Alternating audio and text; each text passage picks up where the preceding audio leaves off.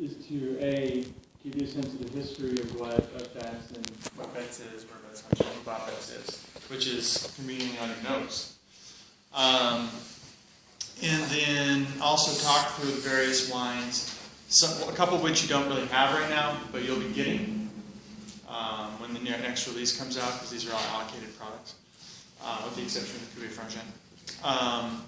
And then, so talk through each individual wine, and then sort of maybe come to sort of brainstorm a little bit about, you know, how does all this translate into physical sales at the table, right? Because in the end, if it doesn't actually add up to, you know, we're all wasting our time if it doesn't add up to more money in you guys' pockets. Yeah. And so, just to give you a little bit of my background, my name's Tim, by the way.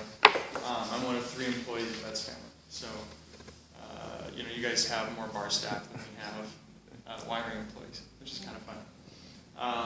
But my background before I got my winemaking degree was I was in restaurants for 20 years. I started working in my first restaurant when I was 12. And it was actually illegal. For those of you that were asking, yes, it was illegal. Officially. Actually, 2 years I worked it legally. And worked through restaurants through college. And when I got my degree, got involved, started getting involved in wine lists in college. I went to college in Nebraska, and I worked for this steakhouse. It was at that point the busiest restaurant in Lincoln, Nebraska, the University of Nebraska was. And they put me in charge of the wine list when I was like 22. It was like the blind leading the blind. You know, nobody knew anything about wine. And they're like, well, you kind of, you know red from white. Maybe you should be doing this. And so I gradually kind of got involved with wine more and more specifically, and ended up becoming a sommelier. And my most recent position was in Wild Ginger downtown here, in what we call the GAR, the Giant Asian restaurant. And then that was when as a somm, working as a somm was what put me in touch, kind of at first, or that first exposed me to Bob's wines, and absolutely fell in love with them, fell in love with Bob. And then when I got my winemaking degree, the only Washington winery that I applied to was Betts.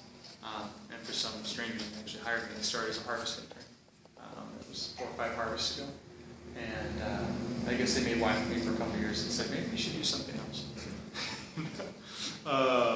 And so now I kind of manage. I mean, you know, we're a small winery, so I'm officially I'm the international sales guy, national sales guy, local sales guy, the forklift driver, the lab guy, the cheese plate maker,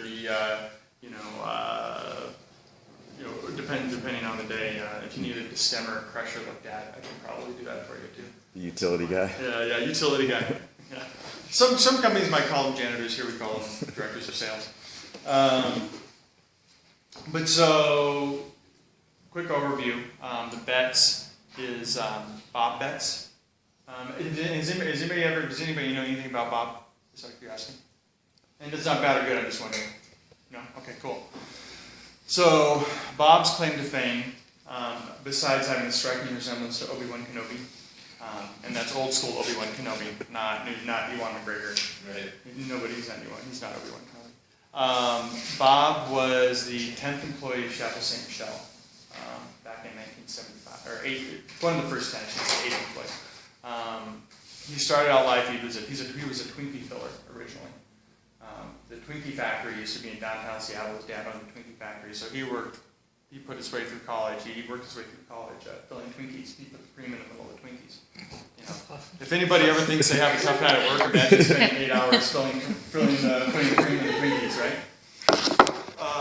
So by the time he got to college, of course, he was